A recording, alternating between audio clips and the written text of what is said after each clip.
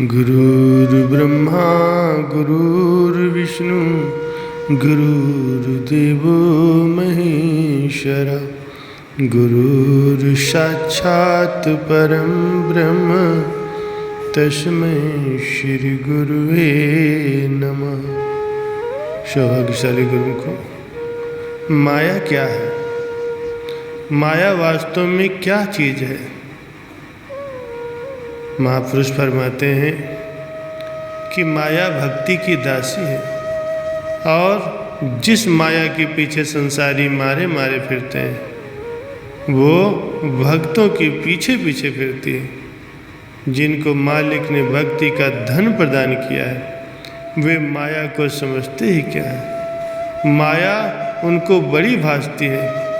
जिनके नेत्रों में दोष है, निरख परख वाले जीव इसको कुछ भी पदवी नहीं देते। एक फकीर का कथन है कि जिस प्रकार से भेंगी आँख वाले को छोटी वस्तु बड़ी दिखाई देती है, इसी प्रकार अज्ञान के नेत्रों से माया बड़ी मालूम होती है। एक और साहिब फरमाते हैं कि मालिक की दरगाह से नित्य और अनित्य सारी वस्तुएं प्राप्त होती हैं, लेकिन जिनको मालिक ने निरख परख वाली आँख दी है वे मालिक से मालिक को ही मांगते हैं। जो सदा अमर है और सदा अज्ञानी जीव ही नाशवान वस्तुओं के याचक बने रहते हैं। कौरव और पांडव दोनों भाई थे। अर्जुन भक्त था और दुर्योधन पक्का संसारी था। महाभारत का युद्ध शुरू होने वाला था। ये दोनों भाई अपनी अपनी सहायता के लिए श्री कृष्ण महाराज जी के पास पहुँचते हैं। भगवान उस समय आराम कर रहे थे। अर्जुन चरणों की ओर बैठ गया और दुर्योधन शीश की तरफ बैठा। थोड़ी देर के बाद जब भगवान की आँख खुली तो उनकी दृष्टि पहले अर्जुन पर पड़ी। पूछा, अर्जुन कैसे आए? अर्जुन ने हाथ जोड़कर विनती की, भगवान युद्ध में मैं आपकी सहायता चाहता हूँ। इतने में दुर्योधन भी उठकर सामने आ गया और वही प्रार्थना उसने भी की। भगवान बोले, तुम दोनों भाई भाई हो और दोनों को इस युद्ध में मेरी सहायता की आवश्यकता है। मैं दोनों को सहायता देने के लिए तैयार हूँ, क्योंकि तुम दोनों ही मेरे पास आए हो और वो सहायता इस प्रकार से हो सकती है। एक ओर तो मैं अकेला रहूँगा और दूसरी तरफ मेरा संपूर्ण लश्कर और युद्ध का सारा सामान भी होगा। तुम दोनों को जो पसंद हो चुन लो, परंतु पहले चुनाव अर्जुन को करना होगा, क्योंकि इसको हमने पहले देखा है। दुर्योधन की दृष्टि तो धन माल पर थी। इसे भय था कि कहीं अर्जुन यही न मांग ले। यदि युद्ध का सारा सामान अर्जुन के हाथ आ गया तो मैं अकेले कृष्ण को लेकर क्या करूँगा। परंतु अर्जुन की दृष्टि तो बहुत ऊंची थी। उसने हाथ बांधे हुए प्रार्थना की, कृपा निधान, मुझे तो केवल आप ही चाहिए। मुझे और किसी भी वस्तु की इच्छा नहीं है। जब आप मेरे हो जाएंगे तो मुझे किसी बात की कमी नहीं रहेगी। ये सुनकर दुर्योधन भी प्रसन्न हो गया। दोनों के मन की भावनाएं पूर्ण हुई और युद्ध शुरू हो गया। अर्जुन के सहायक भगवान हैं और दुर्योधन की सहायक पूरी फौज और सारा सामान है।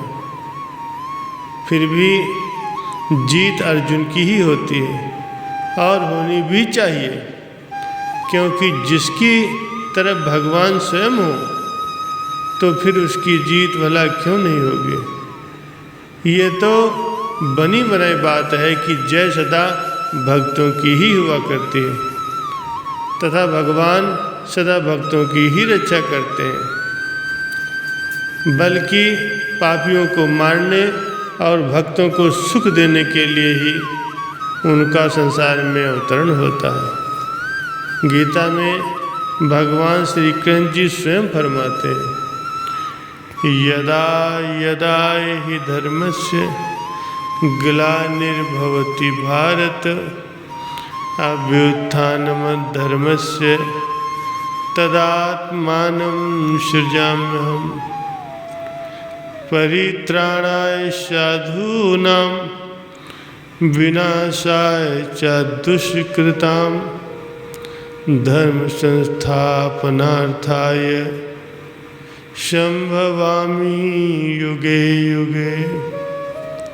अर्थात हे अर्जुन, जब तक धर्म की हानि और अधर्म की वृद्धि होती रहेगी तब तब मैं अपने रूप को रचता रहूँगा, अर्थात स्वयं को प्रकट करता रहूँगा। क्योंकि साधु पुरुषों का उद्धार करने के लिए ही और दुष्टों का नाश करने के लिए ही मेरा अथवा धर्म की स्थापना करने के लिए युग युग में मेरा अवतार होता है। इसी प्रकार रामायण में भी वचन हुआ है, जब जब होए धर्म की हानि बाढ़े असुर अधम अभिमानी तब तब प्रभु धर विविध शरीरा हरहि कृपा निधि सज्जन पीरा। अर्थात जब कभी भी संसार में धर्म की हानि होने लगती है और नीच अभिमानी राक्षस पैदा होकर भक्तों को दुख देने लगते हैं तो उस समय भगवान का भिन्न भिन्न रूपों में अवतरण होता है और वे प्रकट होकर अपने भक्तों को कष्ट से निवारण दे देते हैं। ये उनका नियम है। भक्ति का कैसा सरल और सुंदर मार्ग है। लोक परलोक दोनों का मोज मालिक के ऊपर धर दो और आप स्वयं सुखी होकर आराम की नींद लो। पलटू साहब कहते हैं, भगवान भक्तों के चौकीदार हैं। भला जिसकी चौकीदारी स्वयं भगवान करते हों उसे फिर भय किस बात का। संसार अज्ञानी है जो नाहक ही अपने सिर पर बोझ उठाए चलता फिरता है। जिन्होंने अपना बोझ मालिक के कंधों पर डाल दिया है और आप उसके हो रहे हैं, उसके बराबर सुखी भला और कौन हो सकता है। संसार के संपूर्ण सुख उसी के भाग में आ जाते हैं जब ये जीव मालिक का बनता है। जब मालिक का बन गया तो फिर वो संसार के झंझटों से भी आज़ाद हो जाता है।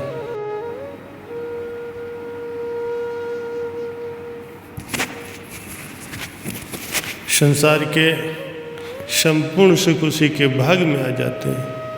ये जीव दुखी क्यों रहता है? इसका कारण यही है कि वो आप मालिक बनता है। जब मालिक बना तो उसे फिर हिसाब किताब भी देना पड़ेगा और यही हिसाब किताब ही उसे उसके दुखों का कारण है। इसीलिए संत कहते हैं कि मालिक नहीं बनना चाहिए, क्योंकि मालिक बनने में दुख ही दुख है और सेवक बनने में सुख ही सुख है। मालिक जो है सो है, तो मालिक नहीं हो। माया को माया का पति ही संभाल सकता है। तो माया के गुलाम होते हुए भी यदि इसके पति बनते हो तो याद रखो धोखा खाओगे और ये माया तुमको वो ना नचाएगी जो सदा याद रखे जाओगे। बोलो जयकारा बोल मेरे श्री गुरु महाराज जी की जय।